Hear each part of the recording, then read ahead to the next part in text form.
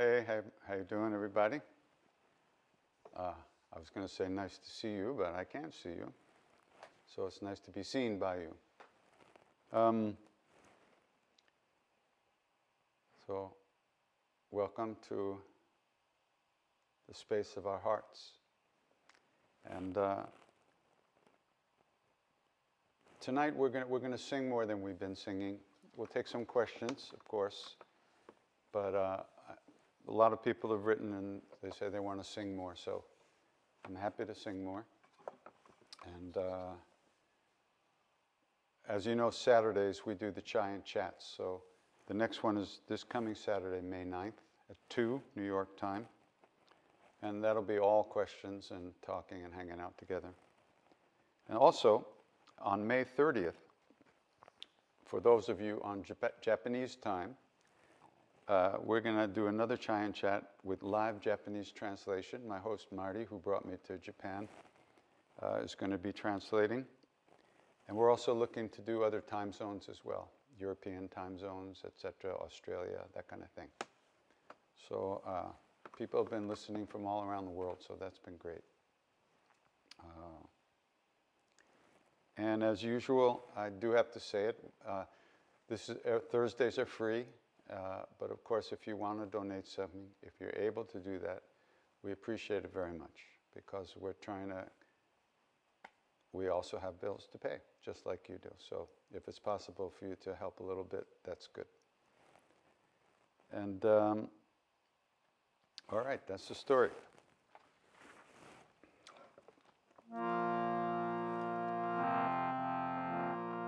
So, I always start with this invocation to Hanuman. I always introduce it as the love that lives within us as who we truly are. Because that is what and who Hanuman is. He's that part of us that is always turned towards the divine presence, the inner being. And all his strength comes from that. And the reason they call him the remover of obstacles is because when you are turned towards the Lord, towards the inner love, the obstacles on the path are dissolved and removed. And the path, your life becomes your path. And the unfolding karmas are what we have to deal with. And we get the strength to deal with those karmic situations like the one we're in now, worldwide karma, from being able to turn within more deeply all the time.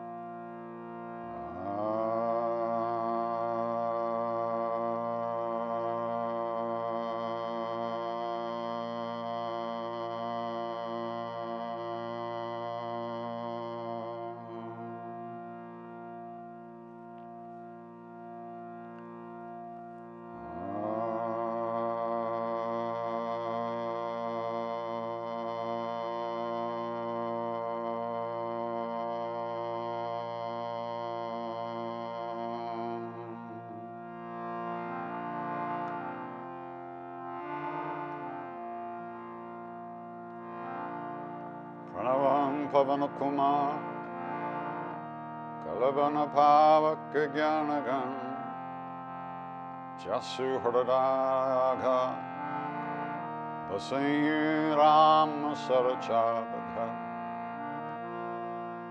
Atulita Baladham Hemshala Badeham Nurjavana Krishan Jnani Nama Graganyam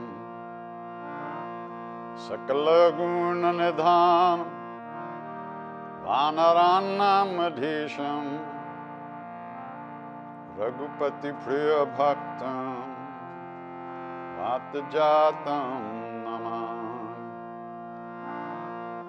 Roshpadi Kritavarisham Mashaki Kritarakshasam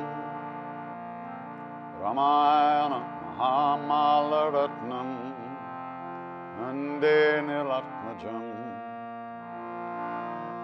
Anjananandaram Viram Janaki Shokanashanam Visamakshahantaram Ande Lanka Ankaram Vilanga Sindho Salilam Asalilam Yashokavahim Janakatmajaya Adaitanir Dadalanka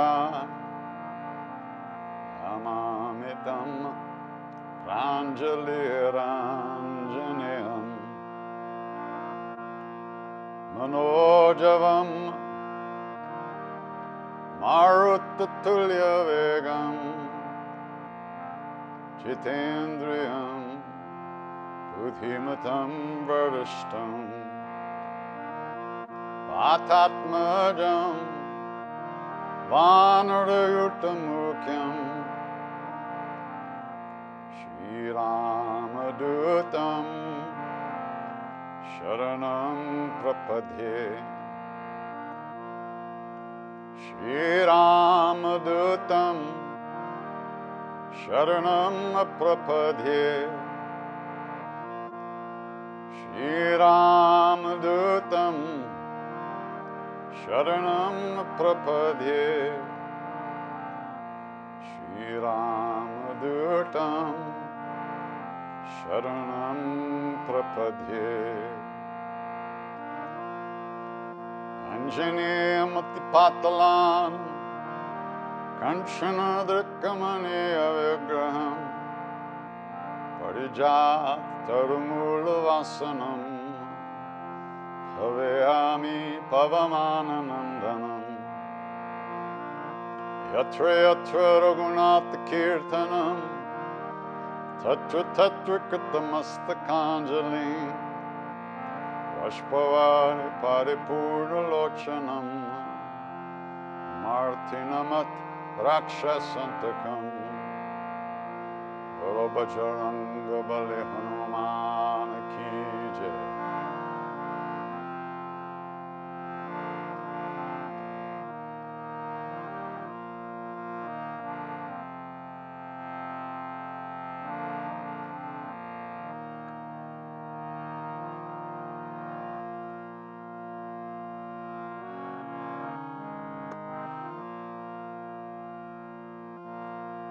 Shri Ram Jai Ram Jai Jai Ram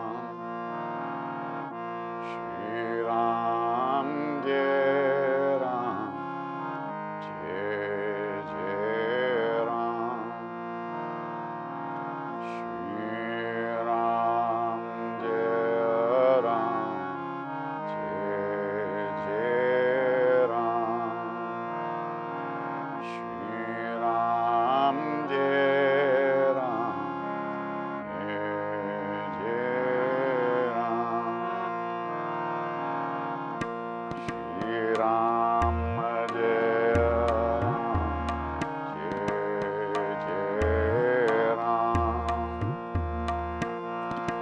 Shri Ram Jai Ram Jai Jai Ram Shri Ram Jai Ram Jai Jai Ram Shri Ram Jai Ram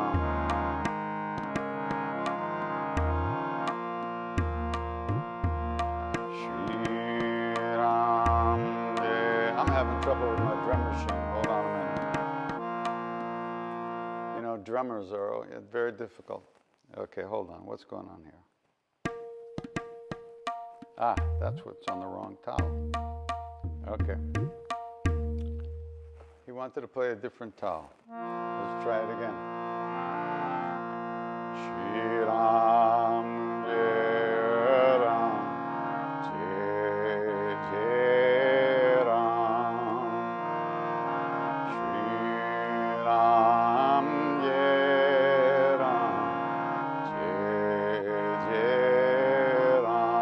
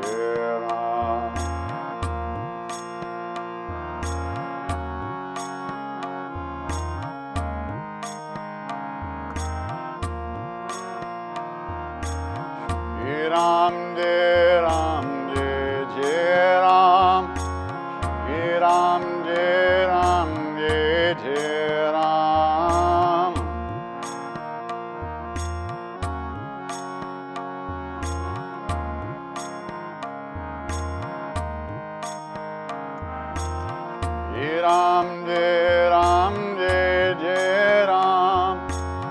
Shri Ram Jai Ram Jai Jai Ram.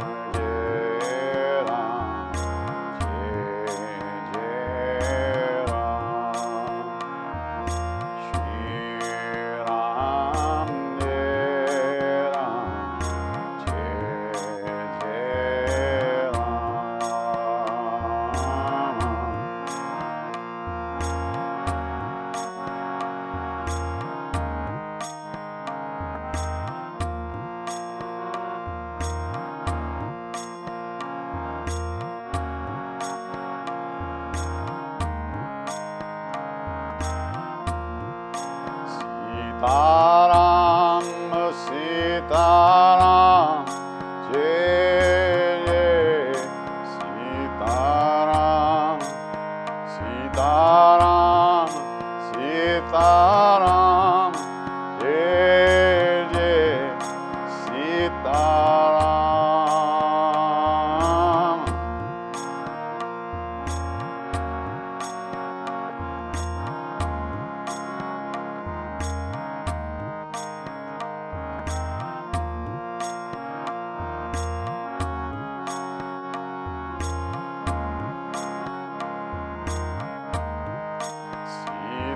Sitaram, Sitaram, Jai Jai Sitaram, Sitaram, Sitaram, Jai Jai Sitaram.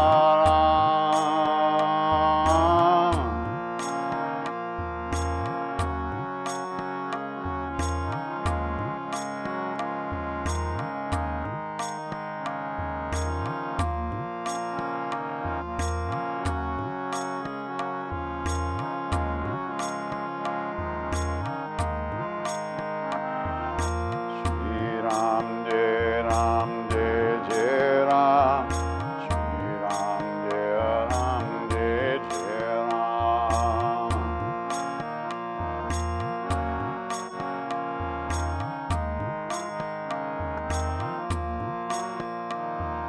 Shri Ram Jai Ram Jai Jai Ram.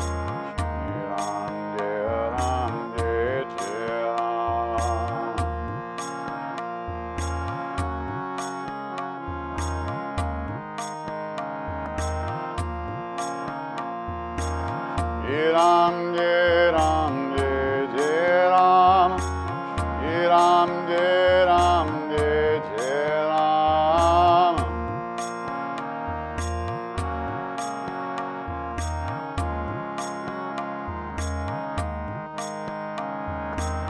Shri Ram Jai Ram Jai Jai Ram.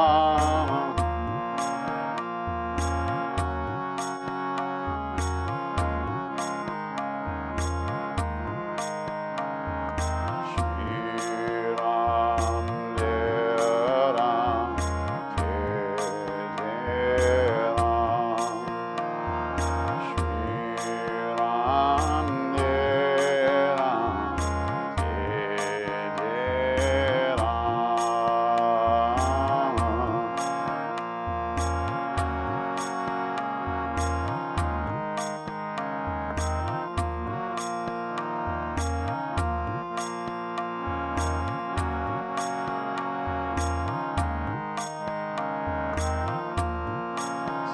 Sitaram, Sitaram, Jai Jai Sitaram, Sitaram, Sitaram, Jai Jai Sitaram.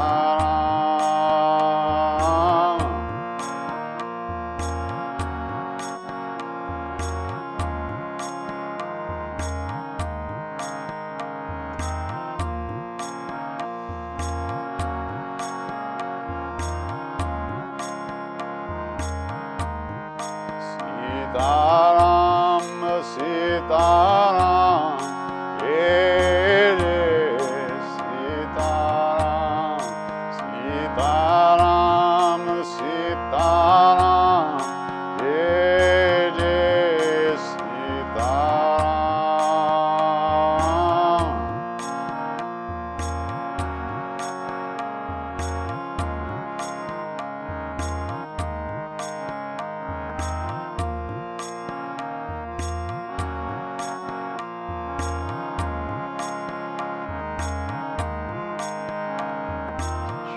Ram Jai Ram Jai Jai Ram, Shri Ram Jai Ram.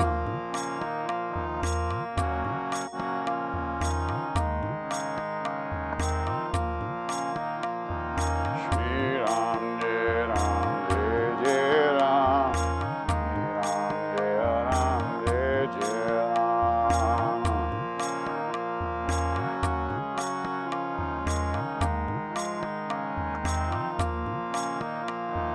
Shri Ram Jai Ram Jai Jai Ram, Shri Ram Jai Ram Jai Jai Ram.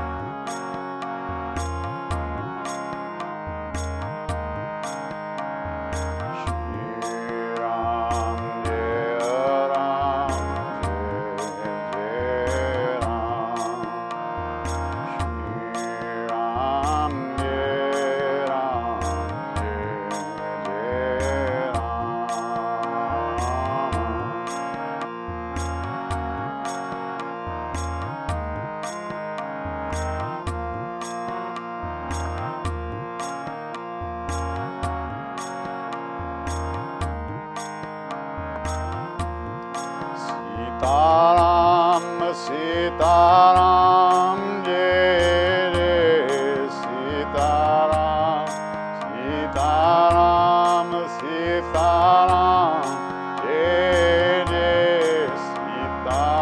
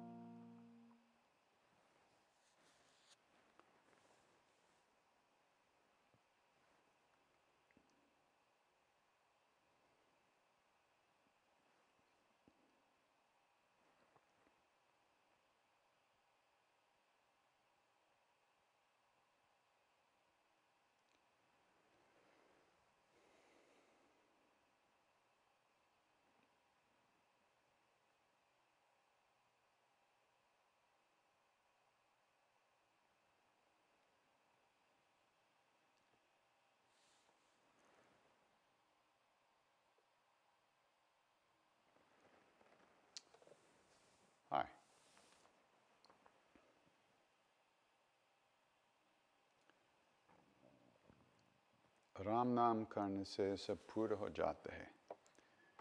My guru used to say that to us quite often. From going on repeating these names, everything is accomplished. Everything is accomplished.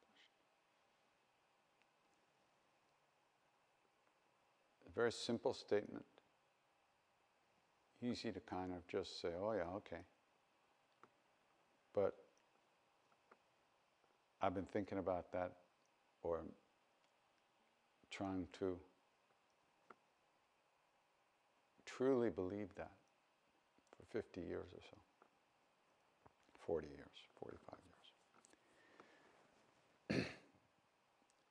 So if I truly believe that what he said, that from repeating these names, everything is accomplished,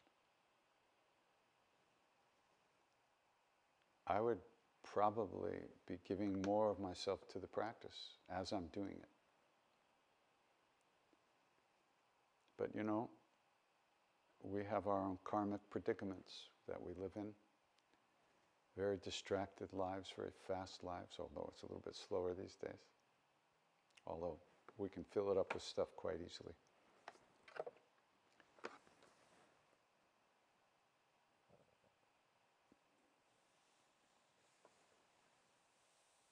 I remember many years ago, before I went to India, I was up in the mountains of New Mexico with Ram Dass at the Lama Foundation for about a month in the winter. It was fantastic. And every day we would spend many hours meeting together, singing, talking, meditating. And we heard about this New York artist who had moved out to New Mexico and lived just down the hill, down the mountain from where Lama was. And he had been to India and he knew how to meditate. This was big time. So a group of us went down to meet with him, to see him. And we spent a couple of hours with him, talking to him. I just sat in the back of the room, listening. And as we were leaving, I was the last one to go out the door. As I was about to go out the door, he grabbed my arm and he looked at me and he said, you have to find out why it is you can't give yourself 100% to whatever you're doing. Oh, he nailed me to the wall. That was unbelievable. That was in the winter of, 69. That's, 50 years ago? I can still feel his hand on my arm. You know, if we look at ourselves, we notice how difficult it is to be fully engaged in something. We're not talking about watching a movie where you're fully lost, well, as long as the movie's on, or that some kind of entertainment.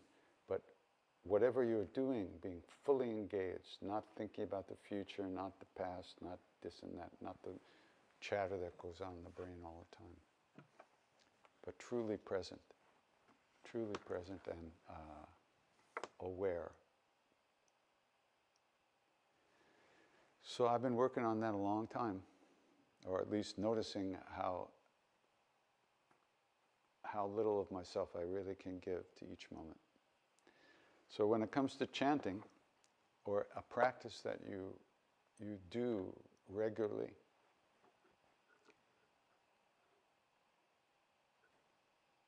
you create a situation where you're training yourself to let go and come back, over and over again. It's not about up here, it's about in here. And it's not an intellectual process, it's not a learning process, it's a training process. So little by little, your being gets familiar with these sounds, with these names, in this case. And you begin to relax into the name. And the name, as we come to know it, has been brought into this world by a being who has fully realized the reality of that name, the reality of what is named, and has brought that name into this world for us as a practice, as a doorway into that name, into the reality, which is our own true nature, which is our soul.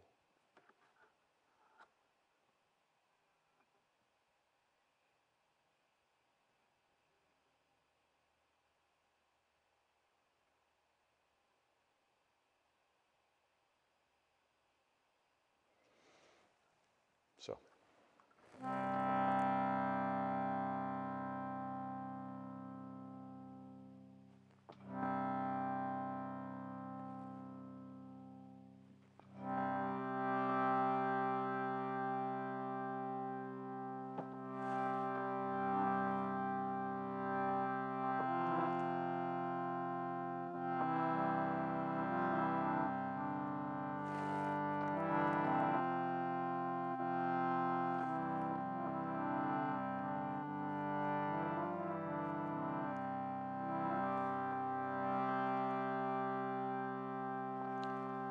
Govinda Hare, Gopala Hare, He Prabhu Dina Dala Hare.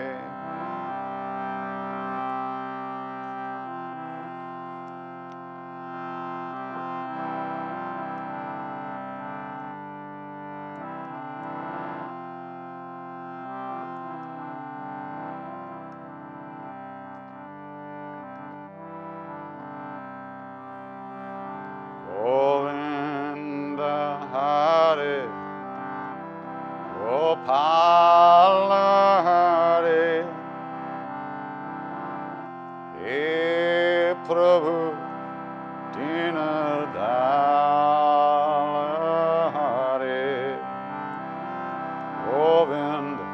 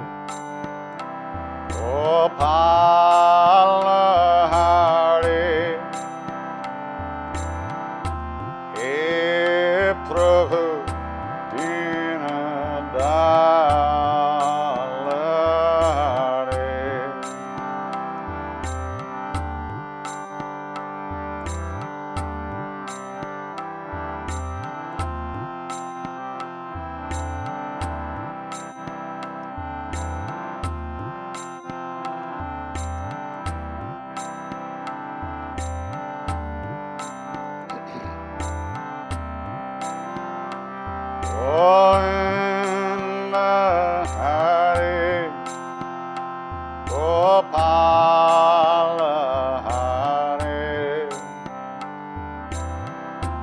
He Prabhu Dinadala Hare Govinda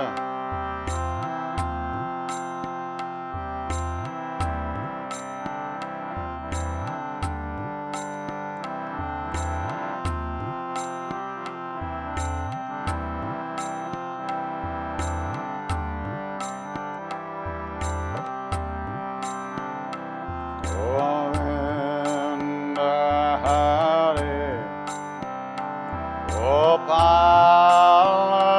Hare He Prabhu Dinadala Hare Govinda Hare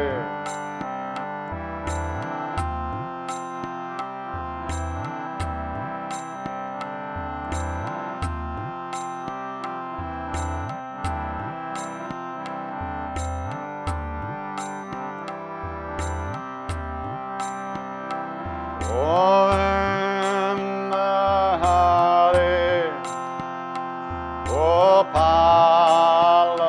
Hare He Prabhu Dinadala Hare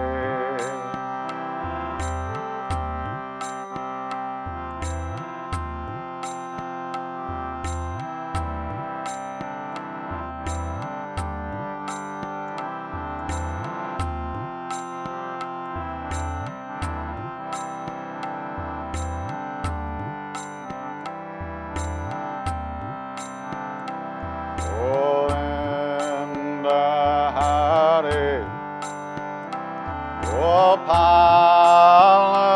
Hare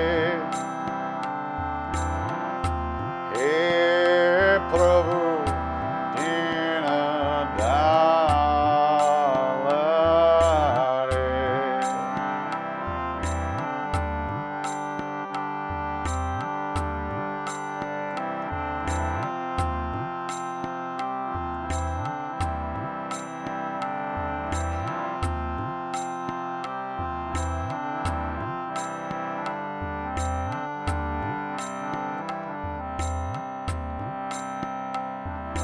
Gopala, Gopala, Devaki Nandana Gopala.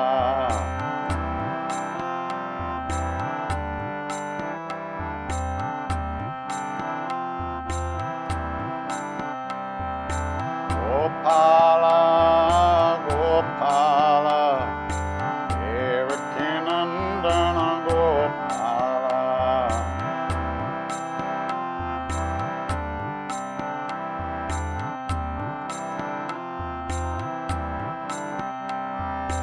Devaki Nandana Gopala, Devaki Nandana Gopala.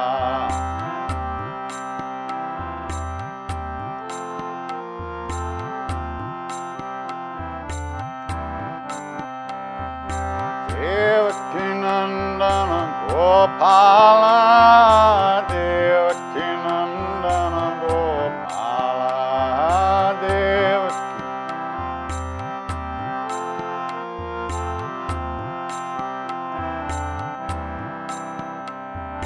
Gopala, Gopala, Devaki Nandana Gopala.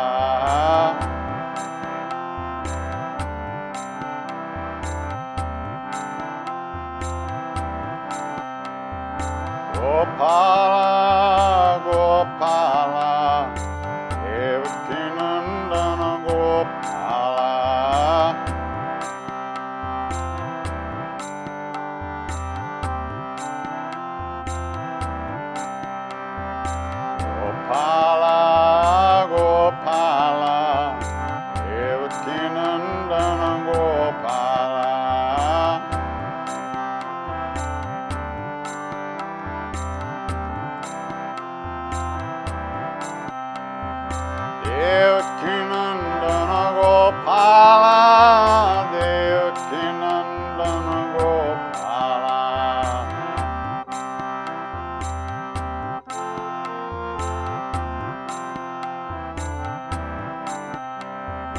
Devaki Nandana Gopala, Devaki Nandana Gopala.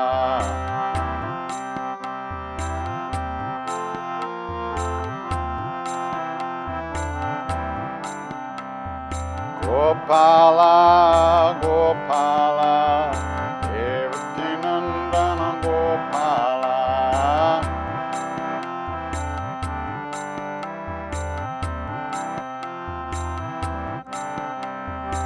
Gopala, Gopala, Devaki Nandana Gopala.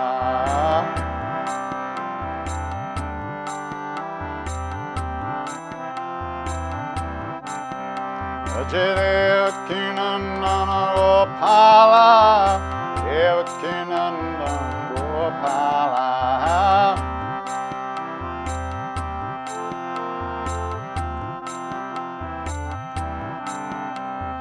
Devaki Nandana Gopala, Devaki Nandana Gopala.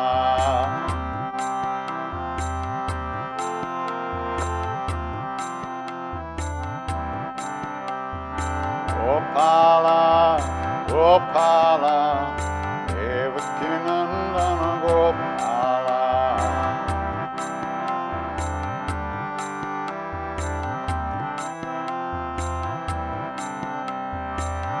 Gopala, Gopala, Devaki Nandana Gopala.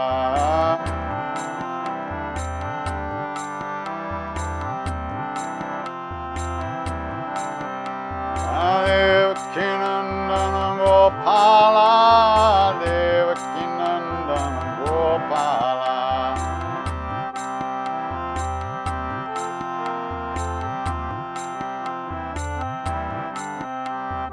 Devaki Nandana Gopala, Devaki Nandana Gopala.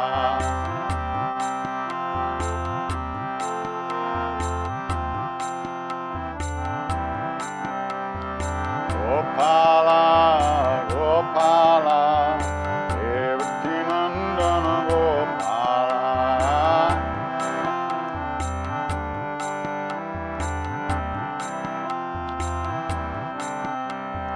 Gopala, Gopala, Devaki Nandana Gopala.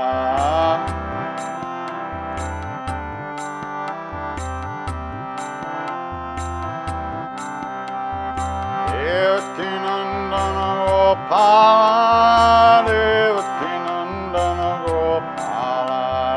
Devaki Nandana.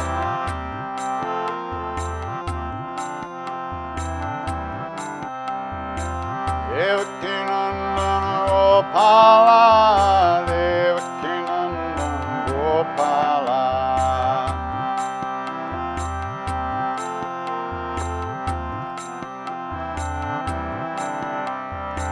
Gopala, Gopala, Devaki Nandana Gopala.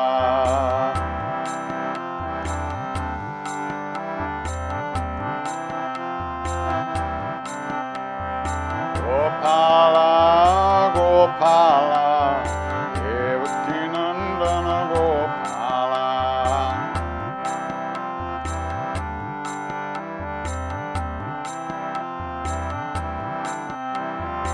Devaki Nandana Gopala, Devaki Nandana Gopala.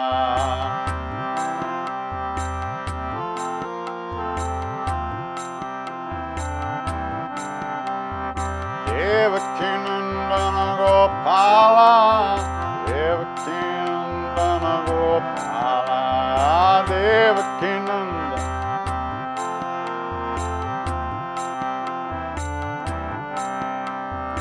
Devaki Nandana Gopala, Devaki Nandana Gopala.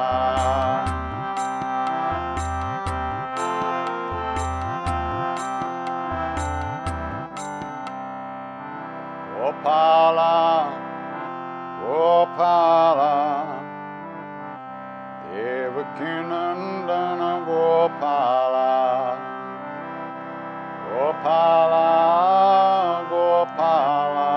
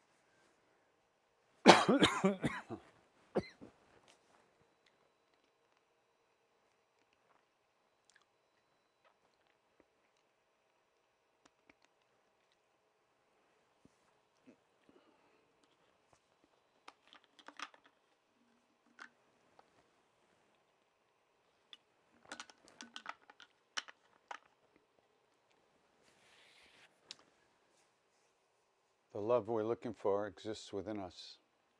It lives within us. We look outside ourselves. In the outside world, we look for it everywhere and we don't find it. We don't find it until we look within. But it's not like you look with your eyes within. It's not like that. It's moving more deeply into ourselves by releasing the stuff that holds us, takes us away again and again and again. That naturally moves us within. Letting go again and again.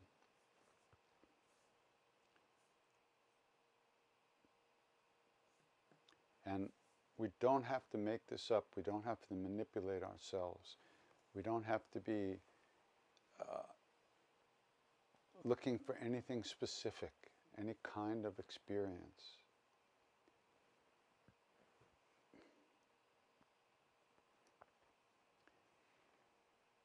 Once we know who we are,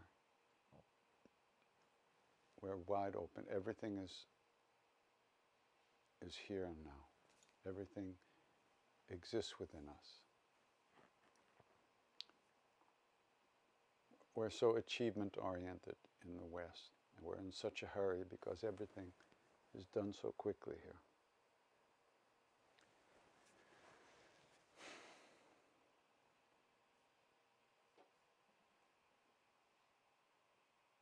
But that's not how we find ourselves. So, anyhow, let's take some questions for a while.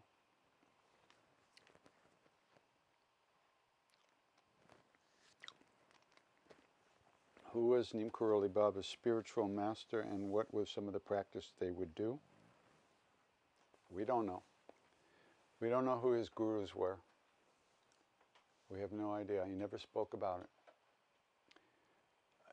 He had some, we hear stories when he was very young, he went to this ashram, that place, he met this guy, that guy, but nobody really knows that we ever spoke to, ever told us anything definitive about that. He never spoke about it. He never had pictures up of this and that, you know.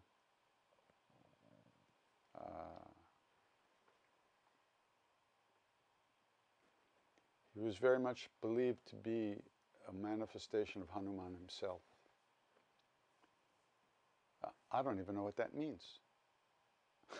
You know, we use all these words that we learn from India or from the spiritual path, but we don't really know what these words mean. But the lineage that he seemed to be a part of was the Ram lineage, the lineage of Ram and Hanuman. But more than that, we don't know. We know that he spent many years in caves.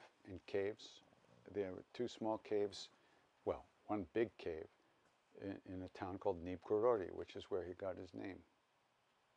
The Baba from that town, from that village. I visited there, and it was a very small village, very funky village. they told us not to leave the temple, especially at night. We need to be very careful. Apparently there's a lot of murders in that part of the country. But that's where he decided to build a cave. His villagers dug out a cave for him in this field. And, or it was, I think, in the jungle at the time. Later on it was cleared. And nobody knew that he was there. And he was existing on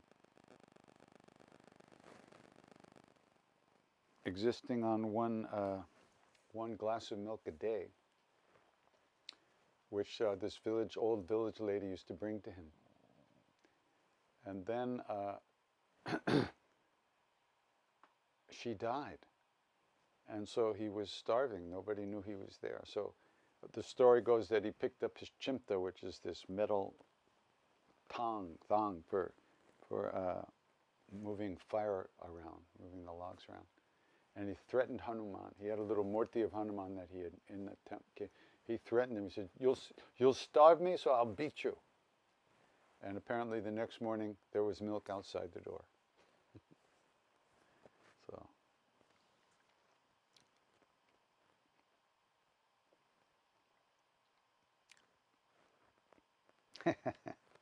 Do I draw any inspiration from Eddie Vedder with my vocal style? Excuse me, Eddie Vedder's a kid. I'm 20 years older than him. No, I mean, he's great. In fact, I think his wife said something to somebody I knew once that she reminded me of him, which is funny. No, I love Eddie Vedder, but I just sing. I don't have a vocal style as far as I know.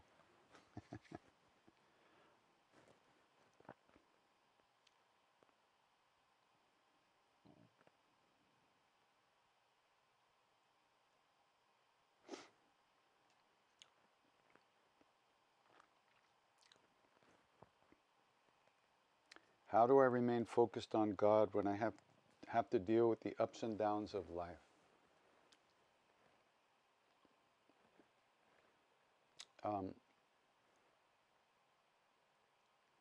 If you have to ask that question, you don't know what God is, where God is, or who God is. So you can't be focused on God because you don't know. We don't know. All we have is what's in front of our faces, which is the ups and downs of life. So you have to learn to deal with those situations in the best way. And there's no God outside of yourself, your true self. And that true self is the same in every being. So if you treat other people the way you would like to be treated, you won't have any problems at all.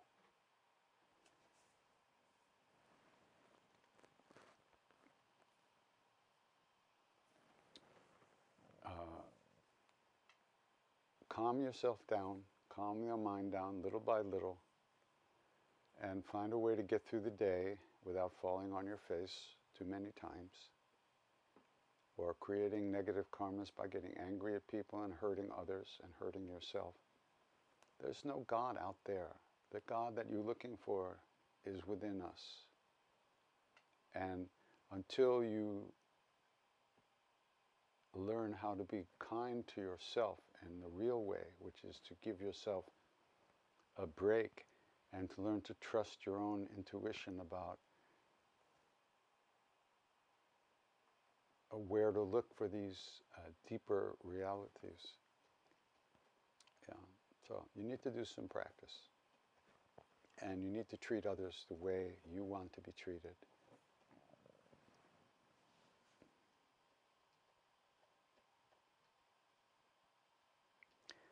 Towards the end of your film, One Track Heart, you use a word. Someone said you were giving something to people. I tried looking it up, but I found only something about... Yeah, Maharaji had asked me to be the pujari, or the priest of the Durga temple that he had built in Kenchi, in the courtyard. And I had to distribute the charan amrit, means the nectar of the feet, which is the water that was used to wash the feet of the goddess in the pujas, in the rituals. Yes, it is water, but it's blessed water because it was used in the ritual. So distributing that charan amrit was a way of distributing the blessings of the ritual that the other pujari did. I just watched. Charan amrit is the name.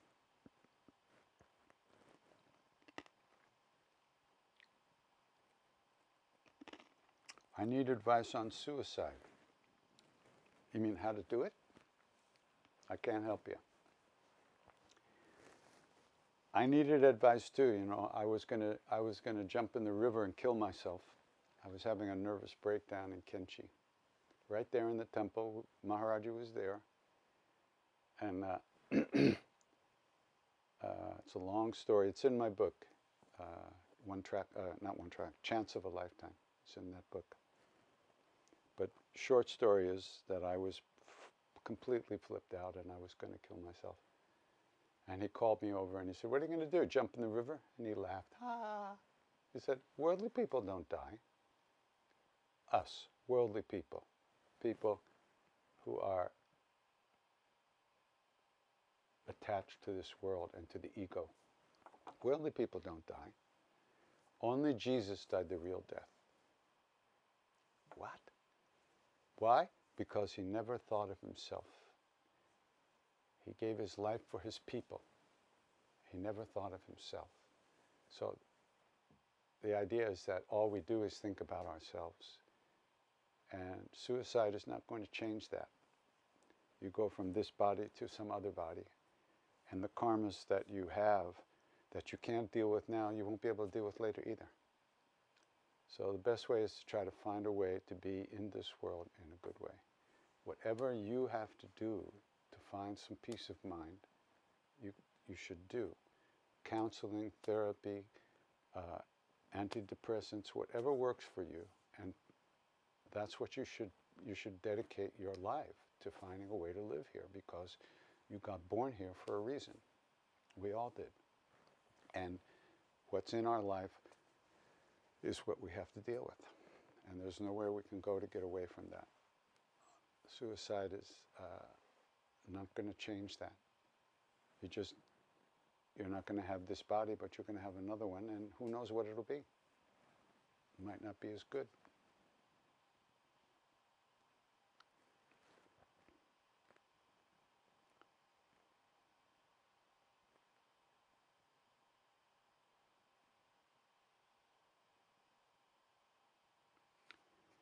I'm not sure what you mean, Jan. These days I have to wear police radio by my ear while on duty.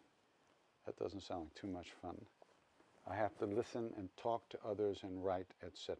Any suggestions about how to not ignore the least urgent, but to include?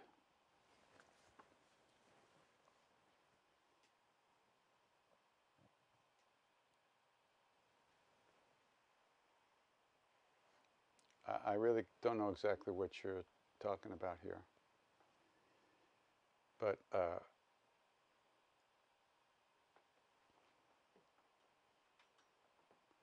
once again, it's all about when you're not on duty, what you do. It's about developing a practice that helps keep you in line as the day goes on. You just pay attention to what you're doing, do the best job you can do. Don't try to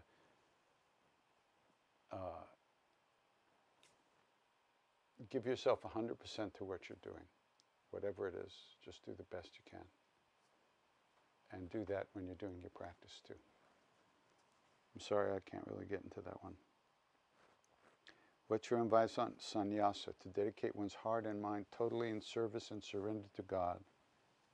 And also, does Guru have to have a physical form? Absolutely not. Guru doesn't have a physical form.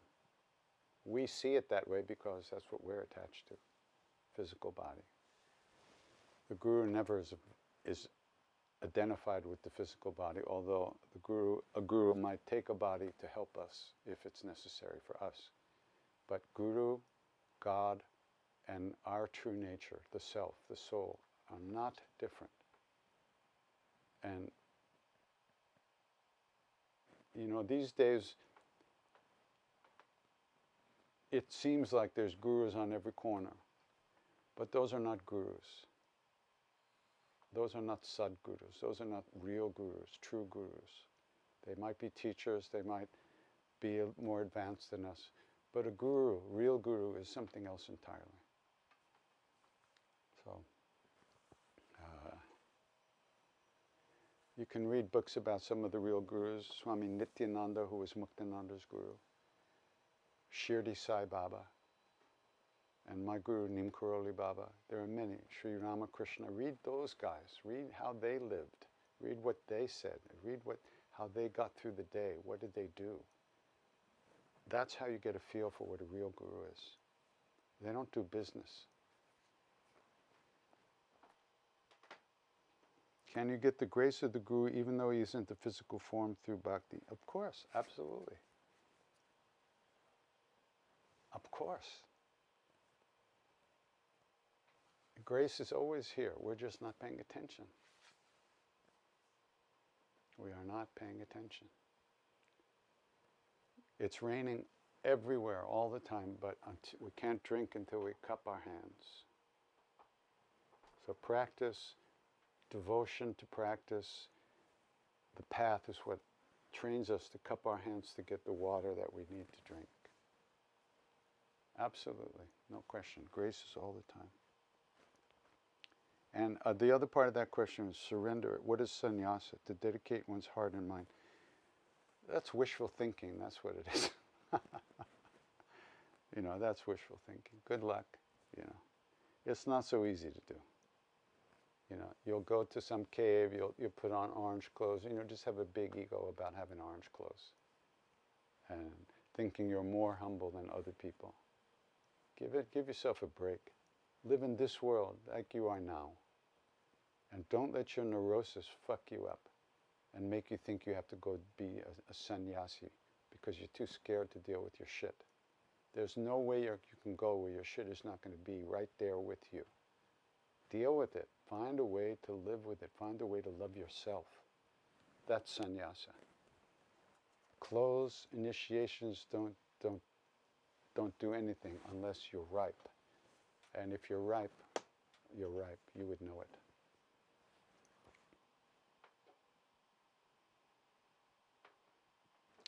How do you know if your difficult, painful, stressful life situation is part of your dharma?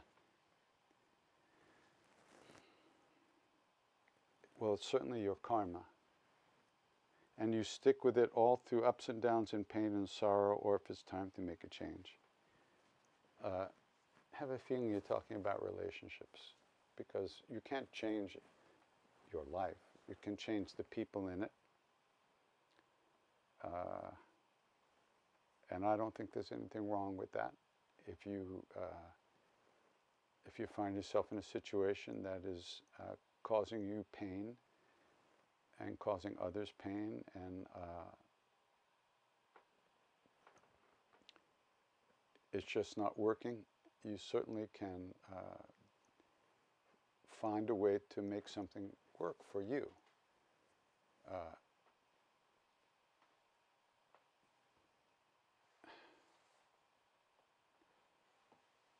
You know, we grow up thinking relationships are going to make us happy.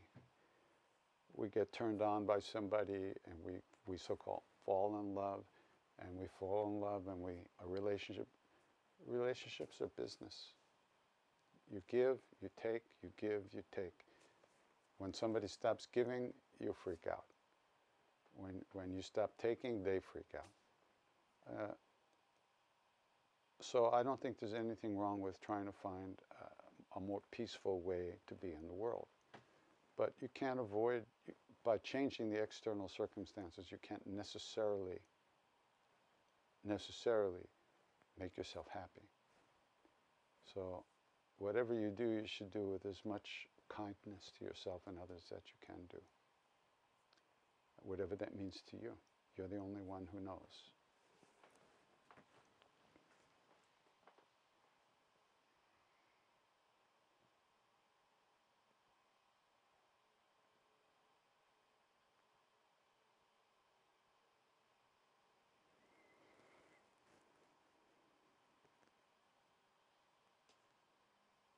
How does it feel to offer the chants without the large energy you're used to in the church or theater? Feels fine. It's better than robbing banks. I'm having a good time. I'm singing. And you're singing. That's good. You know, because we're attached to the physical body. Louder? Speak louder? Okay, sorry. Because we're attached to the physical body, we think we're here and other people are somewhere else. That's only one way of looking at it. In the space of the heart, in the sky of the mind, we are all within that. And certainly when we're doing practice, we're all tuning into that space together. And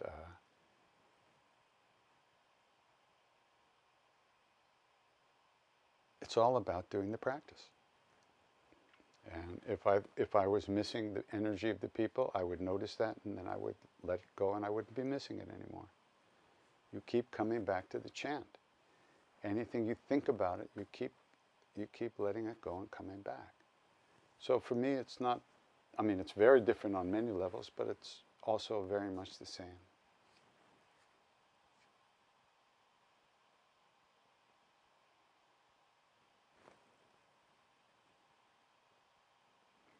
I feel my devotion scattered over many aspects, Christ, Kali, Hanuman, and it keeps spreading over more. What are your thoughts over devotion, many aspects versus one aspect with full attention? The more the better. More love is good. You're overthinking this. It's the love that's important, not the object. The object is allowing you to release that love feeling in your own heart. When the whole universe becomes objects for you to release that love feeling, then you're enlightened. So keep going. Don't stop with Christ and Kali and Hanuman. Keep going until every being you see turns you on. And every being doesn't turn you, and no beings turn you off. It's all good. It's all good.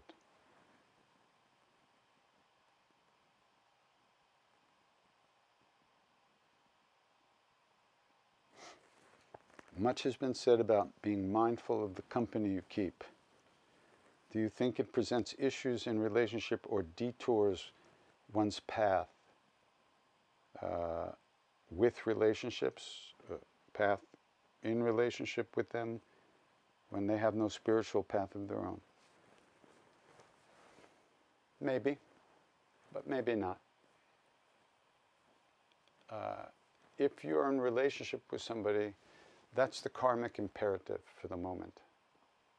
That's what's there in your face.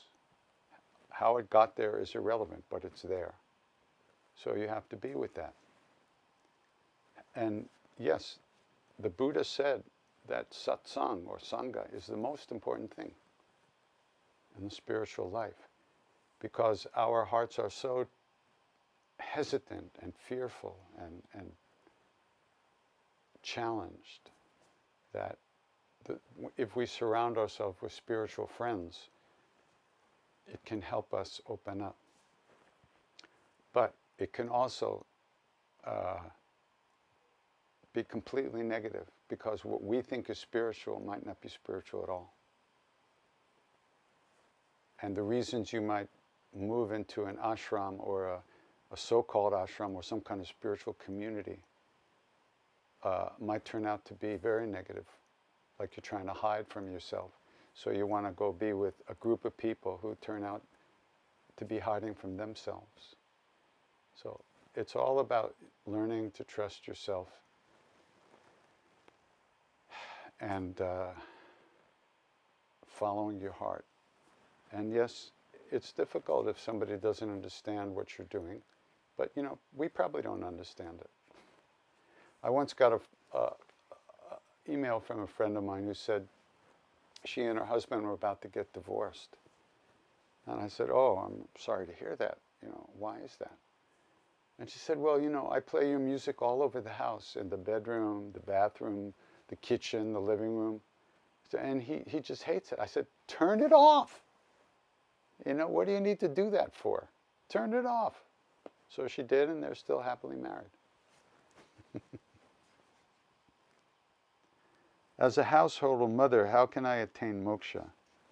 Be the best householder and mother that you know how to be, and sooner or later you will be enlightened. Seems to be a theme here today about trying to get away from stuff, trying to, and not accepting what's in your life as the given, what you have to deal with. You can't change things. It's not so easy to change. If you go off to a cave, you bring everything with you, in your mind at least. So it's a question of seeing God in everyone and everything. Even the people you don't like. Even the people especially the people who give you a hard time. There was a wonderful Lama who was going on a long journey in Tibet, and he had to take an assistant with him to help. He was a very old Lama. And so he picked this guy, this young Lama in the monastery, who was the most difficult person in the world. Just really difficult. And all the other Lamas said, why did you pick him? You're going to go on this long trip with this guy? It's going to be... He said, exactly. He's going to teach me patience. We don't want to learn. We don't want to transform our own negative thinking. We just want to change the outside world. But that doesn't work. It does not work. What we need to change is the way we engage with the so-called outside world and so-called other people. And that's what practice is about.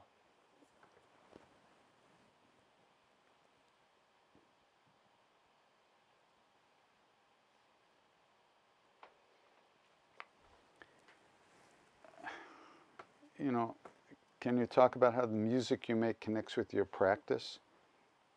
I've noticed select melodies reoccur throughout the chants, and I've been fascinated by how they might empower each other.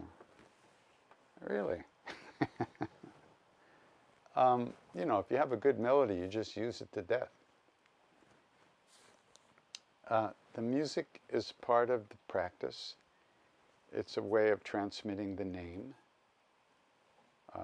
If I sat here and went Shri Ram Jai Ram Jai Jai Ram, Shri Ram Jai Ram Jai Jai Ram, I don't think many of you would hang out much, and neither would I. So the music is, when a child is sick, you have to give it medicine, so you hide the medicine in a sweet syrup. So the music is that syrup, and the name is the medicine. The music will not cure us of our suffering. It could calm our minds down a little bit, but it's the name which has the power to transform our lives and change the painful into living reality. So it's the name that's the medicine. So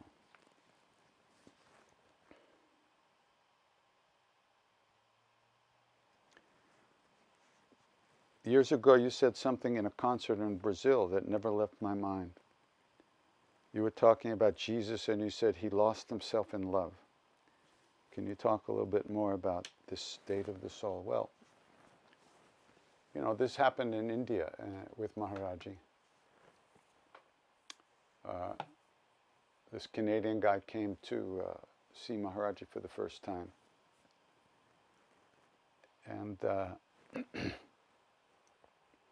he didn't know, Maharaji didn't talk about meditation and spiritual practice and stuff like that. He didn't talk about those things. He just fed you more than you could ever eat and told you to go away. So this guy comes and Maharaji says to him, what do you want? Why'd you come? And he thought he should give a spiritual answer. So he said, well, could you teach me how to meditate? Get out of here. Go in the back with the other crazy people, the Westerners. Go on, go. And as the guy's walking into the temple or into the back of the temple, he says, just meditate like Christ. Go on, go. So he came to the back, and we were all back there. Ram Dass was there and others, and we were debriefing him because we debriefed everybody. What did he say? And then what did you say? And what did he say? And then he said, he told me to meditate like Christ. What? What does that mean? So then later on, Maharaji came in the back to hang out with us, and Ram Dass said to him, Baba, you said to meditate like Christ. How did he meditate? So it seemed like Maharaji was about to answer the question, but instead he just kind of stopped. And his eyes closed. And he sat in front of us completely still. It was like the earth stopped turning. It was so powerful. The vibe was so powerful. And after a couple of minutes, 2 tears came down his cheek, And he just shook his head and he opened his eyes. He said, oh, he lost himself in love. He lost himself in love. That's how he meditated. He never died. No one understands. He lost himself in love. He's one with all beings. Oh. That wasn't what I was taught about Jesus.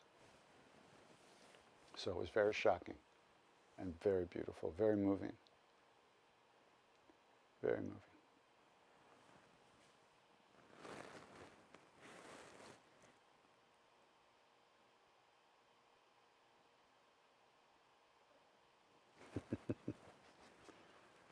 Did you ever ask Maharaji when you were sitting with him or listening to him, what is there after this life and what is the purpose of this life? Do we just come here and do what? Yes.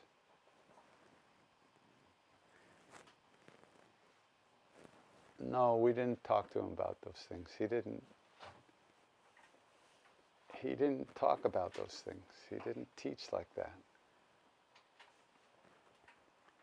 When we were sitting with him, we understood what the purpose of this life is.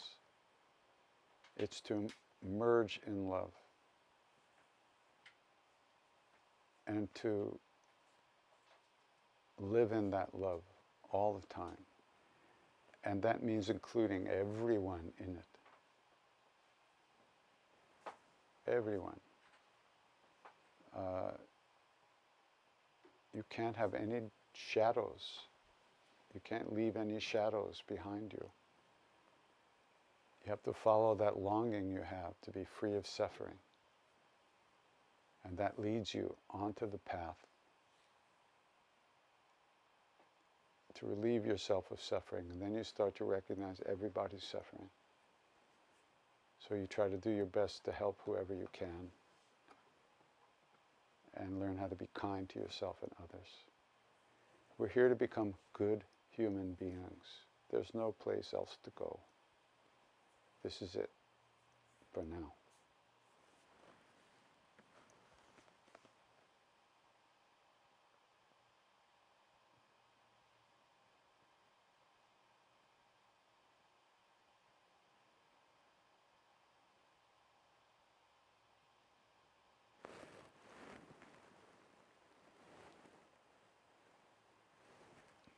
Somebody's asking, what is the yantra on the shelf next to me? That must be this. I'll tell you. It's the Kala Chakra mandala. This is a mandala of what they call the Kala Chakra, the Wheel of Time. It's a teaching in Vajrayana, maybe Mahayana Buddhism. And it's very difficult. I mean, I don't know too much about it. I've been to a few of His Holiness Dalai Lama's teachings about the Kala Chakra. It's the whole cosmos, the whole universe. It's all in this wheel of time. And that's what this is. This is Kala Chakra, wheel of time.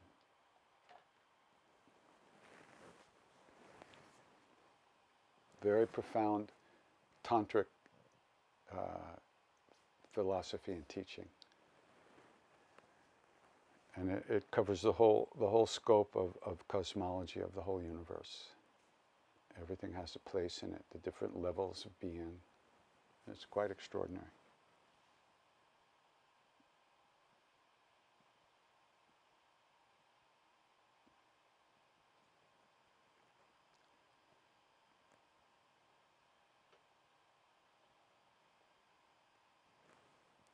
What's the connection between Maharaji and Sombari Baba? Now, Sombari Baba was a very great Siddha who lived in the hills of India. I think he left the body, not exactly sure when. I think maybe in the 1920s, something like that. And Maharaji, when he had his places, when he came to the hills in the 30s and 40s and 50s, he picked certain places that he built temples, and a few of them were places where Sombari Baba had lived. He was a very great Siddha, and Sombari means Monday, and Monday is Shiva's day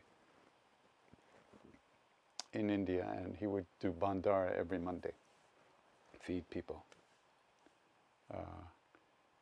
He was a great sadhu, a great Siddha. I don't know what their real connection is, but I know that Maharaji respected him greatly. And Kenchi, the temple in Kenchi where I lived, is built, the Hanuman temple is right in front of, it wasn't even a cave, it was just under a ledge of rock where Sombari Baba had his sacred fire, his fire, for a long time. And Maharaji built the first Hanuman temple right there in front of that, in that place. So, I'm going to sing some more. How did I know this was my path in life? I'm not sure yet, but I think it is. I don't even know what it is. And why did I go to India? I went to India because I felt pulled there. I felt tremendously pulled there. I wanted to go there more than anything. I just had to go. Had to go. So I went. And in my mind, I was never coming back to America. Gave everything I had away. I sold my car, my guitar, gave my jeans away. I was gone. I had a couple of boxes of stuff in my mother's basement, but I didn't think I was ever coming back. And then, after 2.5 years, he sent me back. That's why I'm here.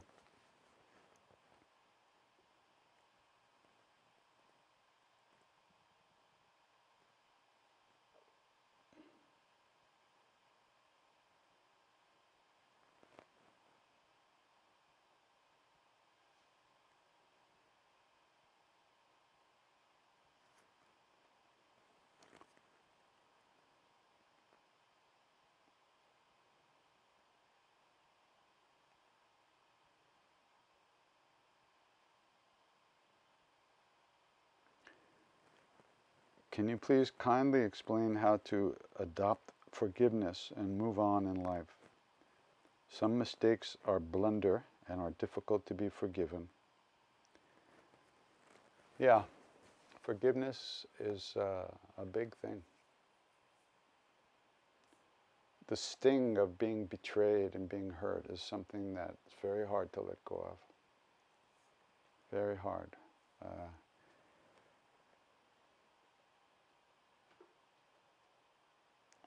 But you know,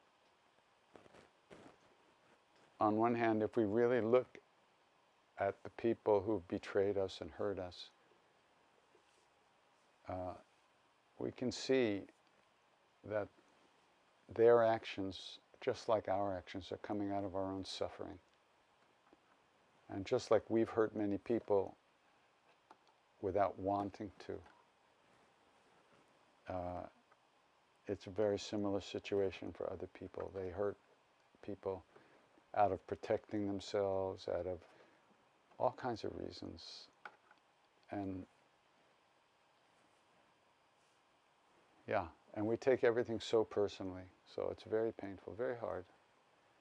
But it's a very powerful practice, trying to forgive. Trying to forgive. And we're so involved with me and protecting me from pain that it's very hard to forgive people who have crushed us, you know. And but that's why we do practice, to get strength to do whatever we have to do to allow our hearts to unfold again and again and again, because that's how we get strength. It's very hard to forgive ourselves too, truly, for hurting all the people we've hurt. But I think once we can forgive ourselves a little, then we can forgive other people a little bit too. Not easy. Not easy.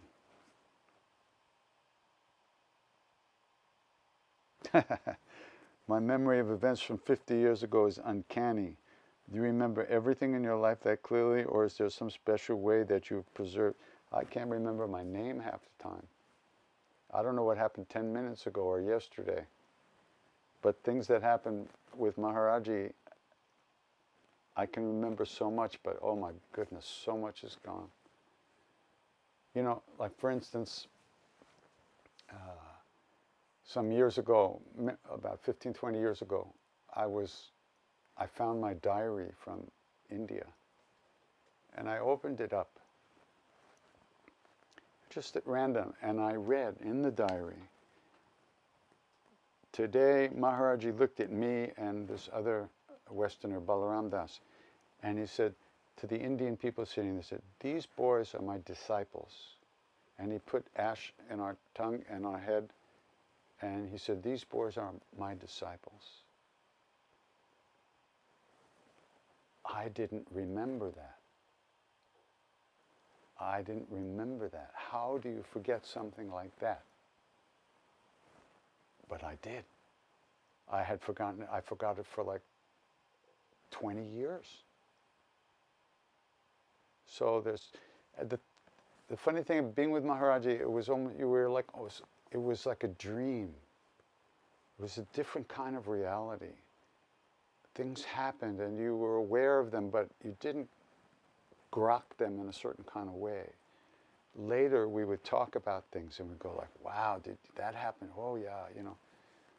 So, but there's so much that I don't remember from, you know, spending so much time with him over in certain periods. So much would happen in a 1 hour darshan. You could never, you know, there's a really nice book called, what's it called? Parvati's book, Real Love? No, that's Sharon's book. Love Everyone. Parvati Marcus, who was with us in India, put this incredible book together from the diaries of a large number of us who were there at the time. It's called Love Everyone, and it kind of reconstructs the days with Maharaji, and how he played with people and interacted, and it's really fantastic. Love Everyone is the name of the book.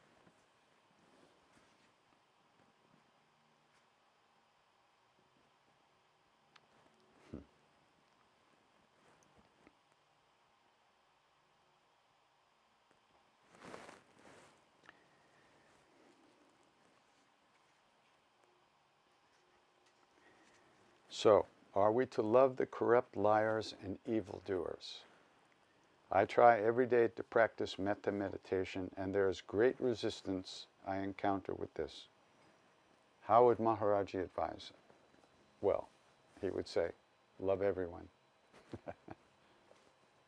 Love everyone. When Ram Dass was very angry at the rest of the Westerners, you know, he felt that we had kind of stolen Maharaji from him in a way, because we were taking up all the time, and he had to share Maharaji with all of us. And of course, he did that by talking about him when he came back from India the first time. But Maharaji was working with Ram Dass's anger. So one day Ram Dass walked to the temple over the hills. It was about a 4-hour walk. And he was furious with the Westerners, furious, really. And he walks into the temple, and Maharaji was sitting on one side of the courtyard, and the Westerners were sitting in a line opposite him. He was feeding us, he was having us fed. So Ram Dass walks into the temple, and one of the Westerners gets up with a plate of food and offers it to Ram Dass. And Ram Dass takes it and throws it in his face, right there in front of Maharaji. Maharaji goes, "Ram Dass, something wrong? Come here." So Ram Dass goes over to where Maharaji is sitting, and Maharaji says, "What's the matter?" And Ram Dass says, "I can't stand impure things in people. I can't stand the impurity in my own heart." And Maharaji looks at him. He says, like this. He says, "I don't see any impurity." Then he looks at Ram Dass. He said, "Ram Dass, love everyone and tell the truth." Well, Ram Dass says, "Maharaji, the truth is, I don't love everyone." Ram Dass, love everyone and tell the truth. So he understood that he was going to have to get with the program as soon as possible. So, evildoers. It's a tough one. You know, I've told this many times, but back in the days when George W. was president, I wasn't very fond of him. Not that I knew him, but I thought he was basically a bad guy. And one night I was going through the channels on the TV, and I hit CNN, and they were showing George W. going to meet the first group of widows from the Iraq War, right? It was at some school in Florida, public school, and he was walking down the hall towards this classroom where these women were waiting for him. And the cameras are following him, and he's walking down the hall. "Yeah, I'm the president. Hey, hi Joe. Hey Frank, how you doing?" "Yep, okay." Walking down the hall, all full of himself. And he walked into this room. This is all live on television. He walked into this room and took one look at these women, and he burst out crying like a baby. I couldn't hate him anymore. In that moment, I saw that this guy was the pawn of different political interests, different business interests.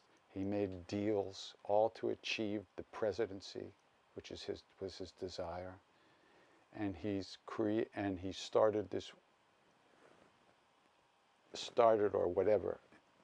got into this war where so many people were killed, all because he was the pawn of all this inner and outer vested interest, his own desires for fame and what he owed, that he was going to have to pay for this too. There was no escape from the karmas. None, ever. And to tell you the truth, that didn't make me happy.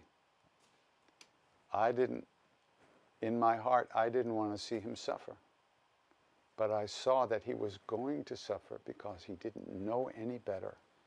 And he had no idea what he was doing in the greater scheme of things. he caused so much suffering, or was the primary cause, or the transformational cause of so much suffering. And he himself would have to pay for that. And it was inevitable, but I didn't want to see it. My heart, I didn't want to see him suffer. So, I think as we learn to give ourselves a break, and as we give some space to those negative places in ourselves, and we see how hard it is to truly be caring and meet people in the best way, then we begin to give others a break too, even the worst people. It's not something you can, it's so emotional, and there's no question when you're in the emotions, there's nothing you can do about it. But in the greater scheme of things, everyone has to pay for has to experience the fruits of their own actions. So are we going to create more suffering with our own anger? Because we will have to pay for that ourselves, and our own hatred. So it's not just thinking of others only, it's also recognizing that our own actions will we'll have to pay for those karmas as well. So I don't know if that's clear, but it's complicated, that's for sure. And one time Maharaji was sitting with one of his very old Indian devotees. Of all the devotees, this man was the sweetest. Oh, he was so sweet. And he was sitting around with Maharaji, and Maharaji pointed to him and said, "He was my enemy in our last birth." What? What? My enemy in our last birth? Enemy means enemy, right? So that's intense. So who knows who anybody is, all we do is judge people by our own subjective standards and subjective understanding. So it's tough, very hard to deal with those negative forces in a way that doesn't create more karma for us ourselves as well. All right, so many years ago I dreamed of Maharaji repeatedly. Now I don't. What could that mean? Well, you better ask him. I don't know. Talk to him. When you dream of him, it's because he came to see you. That's what they say in India. They believe you cannot create the shape or the form of a saint in your mind. That if you have the visitation or darshan from a spiritual being, it's because they've come to see you. So if he came to see you, then he's still around. Give him a hard time. Tell him you want to see him. Maybe you wanted to see him more at that time, and now you're busy doing other things. I don't know. Talk to him. Talk to him. He's listening. Okay, I think we're going to sing some more now. All I can say is we'll do more, like I say, Saturday is all questions pretty much, so talking. But I wanted to sing more on these Thursday programs.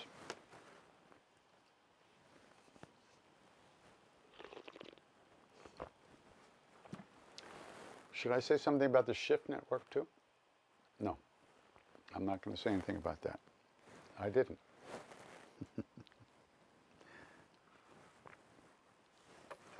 Okay.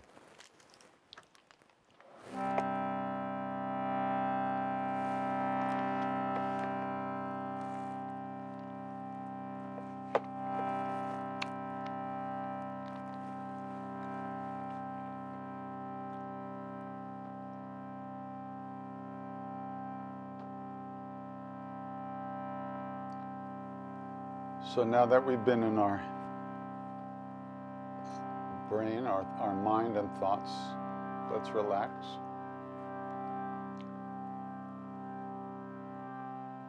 Come back home.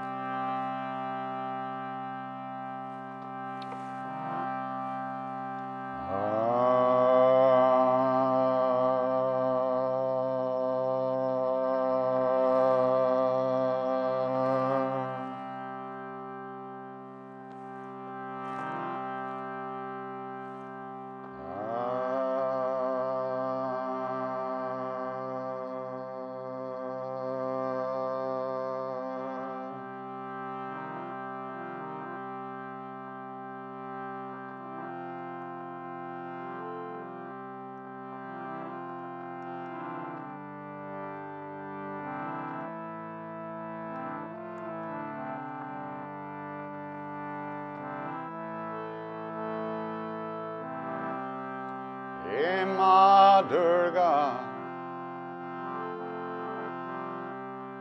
hey Ma Durga, hey Ma Durga,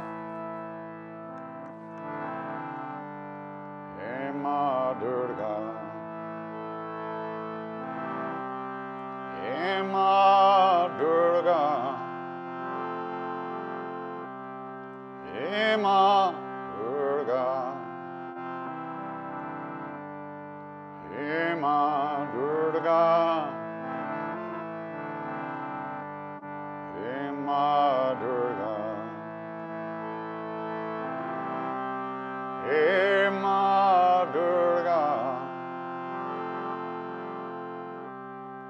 hey Ma Durga, hey Ma Durga, hey Ma Durga, hey Ma Durga, hey Ma Durga, hey Ma Durga, hey Ma Durga.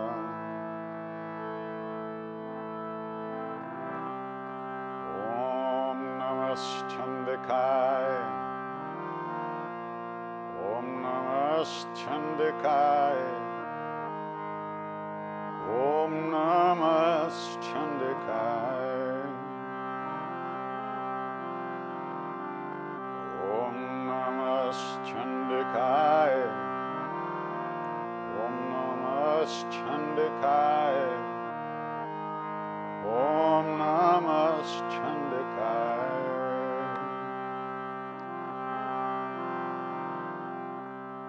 Janti Mangala Kali Bhadrakali Gopalini Durga Kshama Shiva Dhatri Swaha Svadha Namostute Narayani Namostute Narayani Namostute. Narayani, Namostute. Narayani, Namostute. Siddhi Buddhi Prade Deve Bhukti Mukti Pradayani Mantra Murti Mahadevi Mahalakshmi Namostute. Narayani, Namostute. Narayani, Namostute. Narayani, Namostute. Narayani.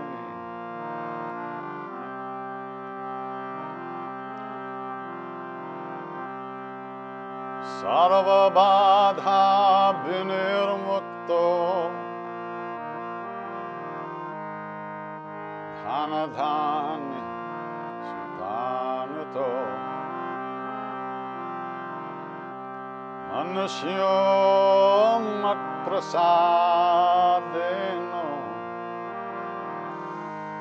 Bhavishyati Sanshaya. Narayani, Namostute. Narayani, Namostute. Narayani, Namostute. Narayani, Namostute. Om Narayani Om Narayani Om Narayani Om Om Narayani Om.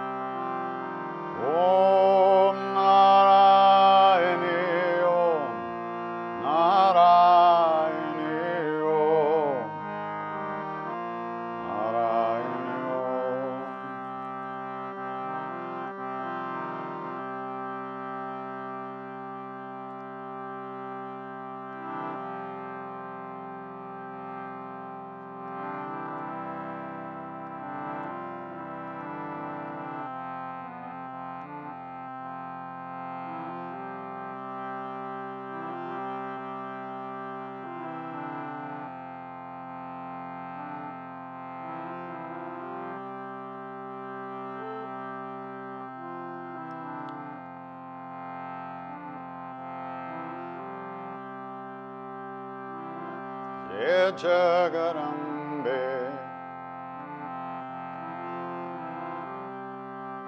Jai Jai Jagarambe, He Ma Durga, He Ma Durga,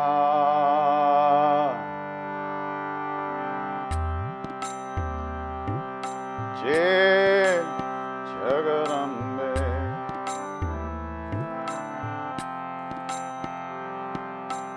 Jai Jagarambe, Jai Jai Jagarambe, Hima Durga, Hima Durga, Jai Jagarambe, Jai Jai Jagarambe, Hima Durga, Hima Durga, Jai Jagarambe, Jai Jai Jagarambe, Hima Durga,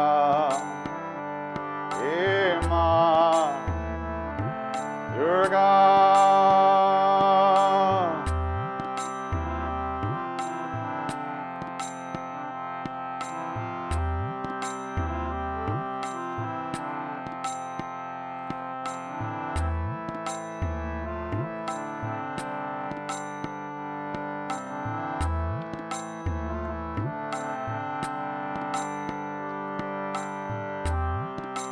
Jai Jagarambe,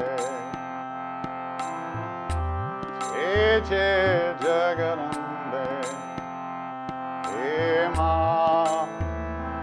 Durga, Hima Durga, Jai Jagarambe, Jai Jai Jagarambe, Hima Durga, Hima Durga,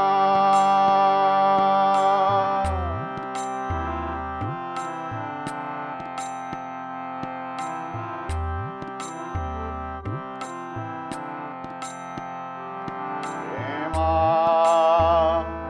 Durga, Hima Durga, Jai Jagarambe, Jai Jai Jagarambe, Hima Durga, Hima Durga, Jagarambe, Jai Jai Jagarambe, Hima Durga, Hima Durga, Jai Jai Jagarambe, Jai Jagarambe, Hima Durga, Hima Durga, Jagarambe, Jai Jai Jagarambe, Hima Durga, Hima Durga, Jagarambe, Jai Jai Jagarambe,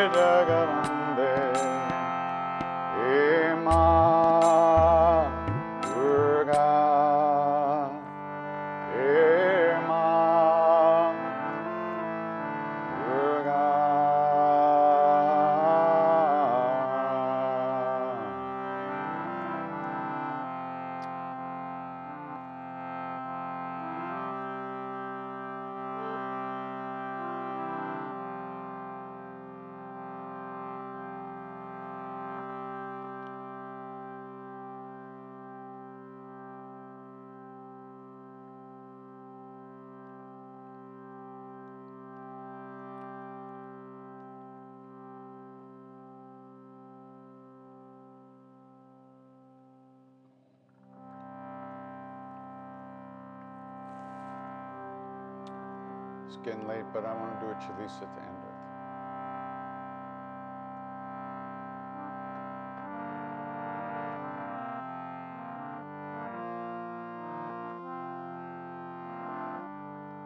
with. This I call Burnish Chalisa.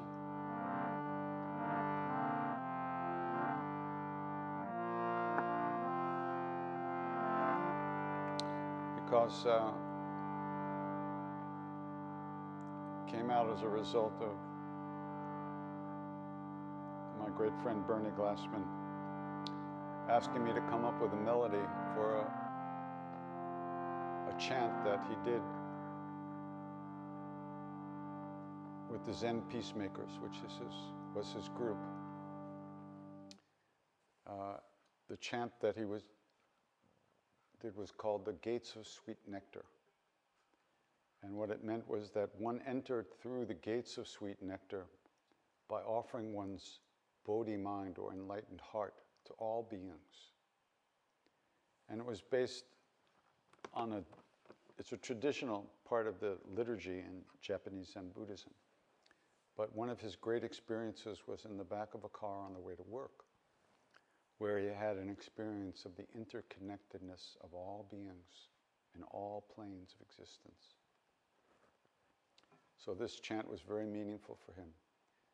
So I got an email from him once with 8 lines of this prayer. And at the bottom he said, "Could you do something with this?" So I wrote back, "Like what?" And he wrote back and he said, "Well, you know, we Buddhists aren't that good with melody. Maybe you could come up with a nice melody for this, and then we could sing it at the meetings of our Zen peacemakers."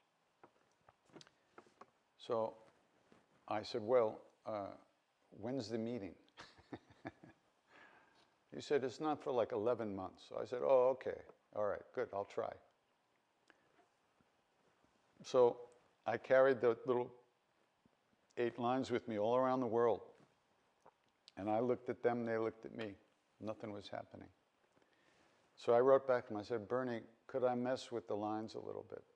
And I got a 1-word email back, "Mess." So then, finally, I came up with a melody.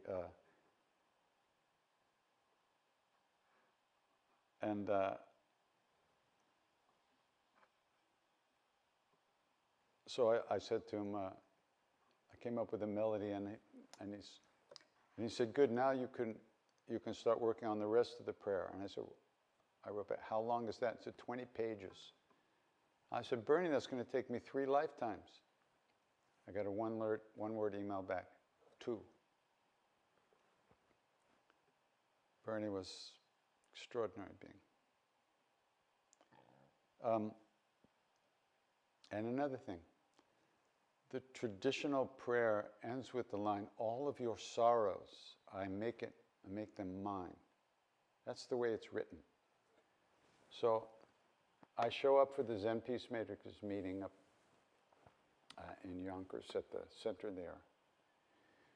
And he catches me at the door and he said, "You know that last line, all of your sorrows?" I said, "Yeah." I said, "I don't want just your sorrows, I want your joy too." So I had to change the line, "Your joy and your sorrow, I make it mine." But that was Bernie. So then I thought, you know, we do naturally want to offer our hearts, and we want to receive the hearts of others too. But we have obstructions, kleshas. We can't do what we want to do. So Hanuman is the remover of obstacles, the one who allows us to manifest our hearts in the way we really can. He helps us do that. So I thought this was a good melody for the Chalisa too, so I'll sing both for you, with you.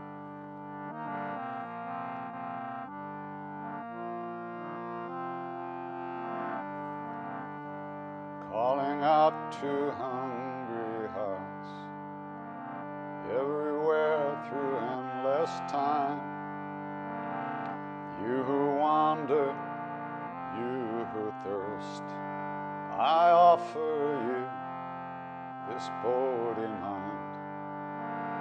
Calling out to hungry spirits, everywhere through endless time. Calling out to hungry hearts, all the lost and the left behind. Gather round and share this meal, your joy and your sorrow, I make it mine.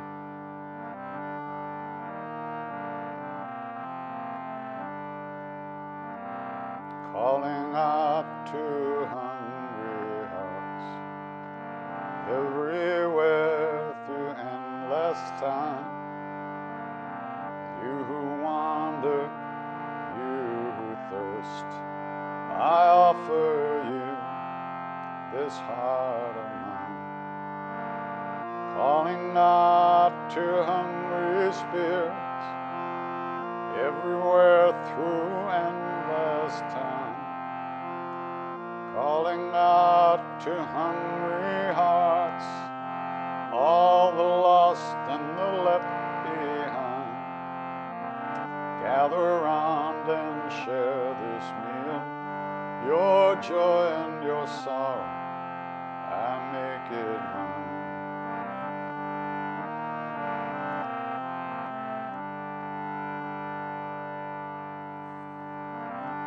Shri Guru Charana Saroja Raja Nijamanam Kuru Sudhari Varano Lagu Bar Damala Jasu Jodayak Alachari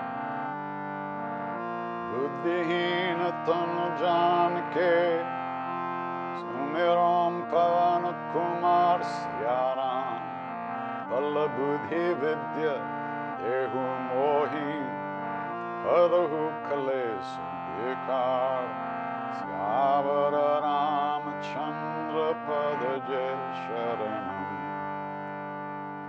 Jaya Hanuman Jnana Gunasar Jaya Kapisati Loka Puja Ramaduta Tulta Baladam Anjani Putra Pavana Sutana Avira Bikramam Pajaram Matinevara Sumati Kesan Anchanavarana Viraja Subesa Kanam Kundala Kanchita Kesa Ata Bajra Uradvaja Viraj Kande Mujajane Usaj Shankara Suvan Kesari Nandan Teja Pratap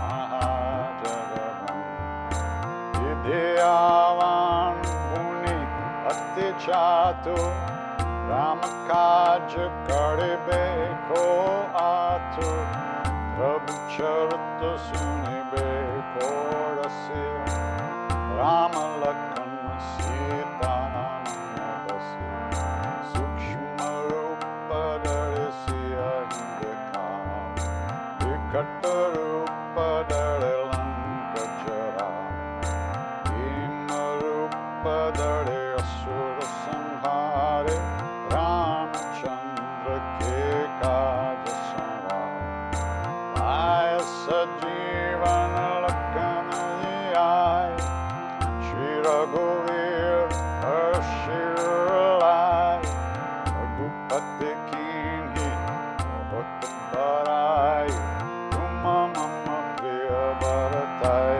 Samabhai Sahasavadam Tumaro Jasagam Asakahi Shri Pati Kantarlagam Sanakadika Brahmadi Munisa Narada Sharada Sahita Kahisa Yamakumber Vigapala Jahanti Abhiko Vidakaya Sake Kahanti Uma Upakara Sugriva Inkina Rama Melaya Raja Padaki Maro Mantra Vibhishanama Ankeshwara Bhaya Sabba Jagajan Gasahasra Jodhana Paravan Ilyota Hinudura Pavajan Prabhu Mudrika Mele Mukamahi Chaladilang Nigaye Charajanahi Durgama Kaja Jagata Keje Sugama Anugrahati Marete Rama Duare Marakawar Uttana Agya Janutezai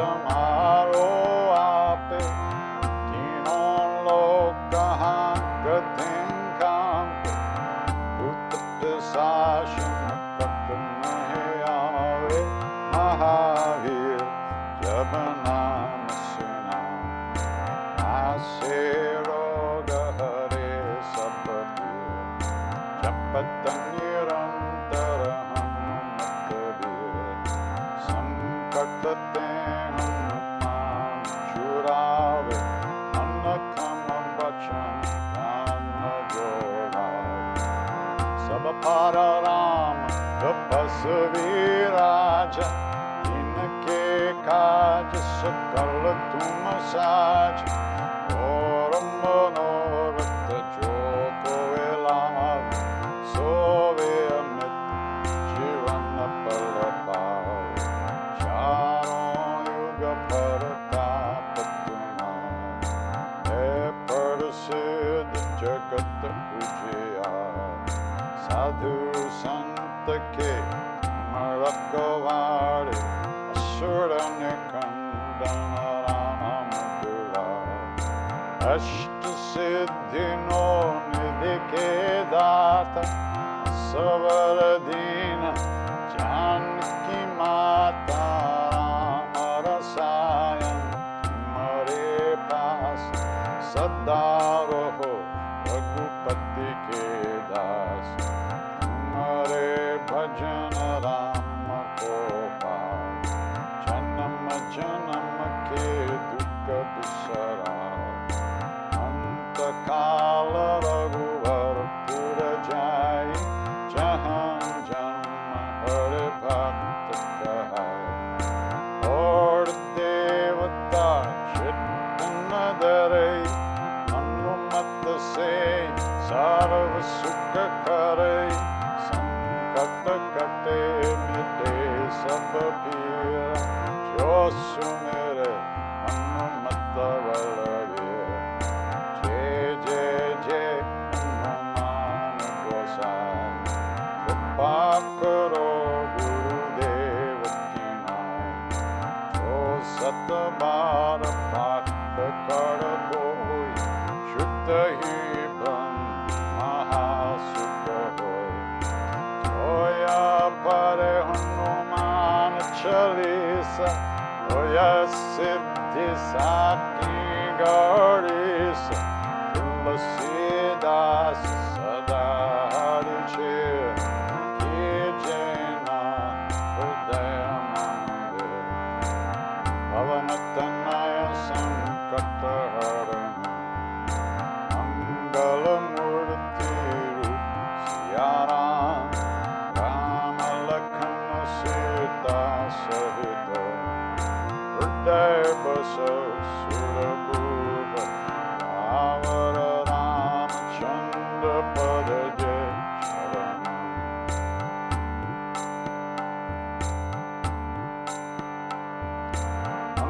Mangalamurti Marutananda Sakala Amangala Mulanikanda Mangalamurti Marutananda Sakala Amangala Mulanikanda Shri Ram Jai Ram Jai Jai Ram Shri Ram Jai Ram Jai Jai Ram Shri Ram Jai Ram Jai Jai Ram Shri Ram Jai Ram Jai Jai Ram Shri Ram Jai Ram Jai Jai Ram Shri Ram Jai Ram Jai Jai Ram Shri Ram Jai Ram Jai Jai Ram Shri Ram Jai Ram Jai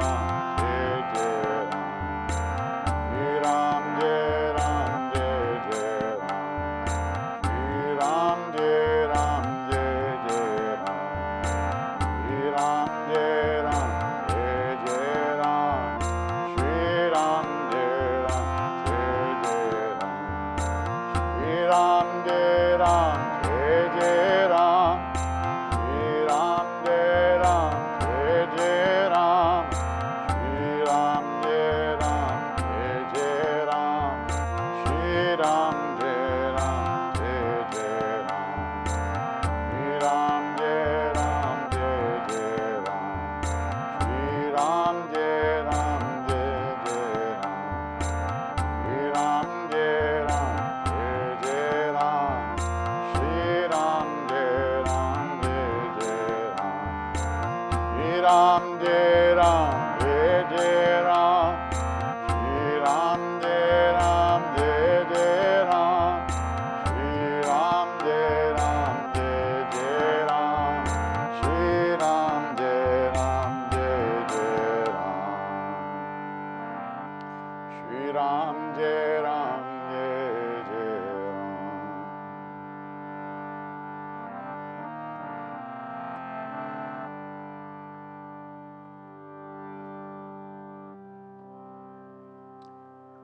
If we know anything about a path at all, if we know there might be a way to live in this world in a good way, with an open heart, and without fear, and maybe a little peace of mind, it's only because of the great beings that have gone before us. Out of their love, out of their kindness, they left some footprints for us to follow. So in the same way that they wish for us, in the same way that they wish for us, we wish that all beings everywhere, all of us, be safe, be happy, that all of us have good health and enough to eat. And may we all live in peace and at ease of heart, with whatever comes to us in life.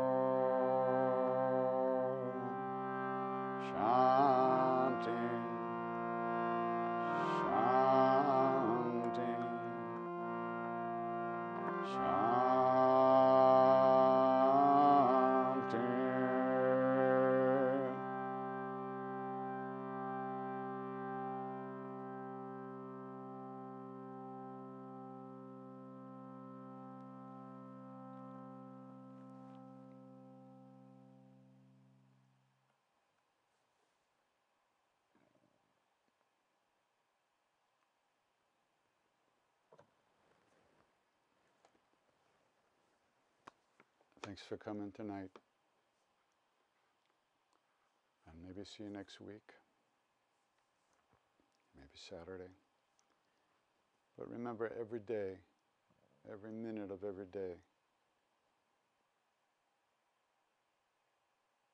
we have the option to let go of the fear, let go of the anxiety,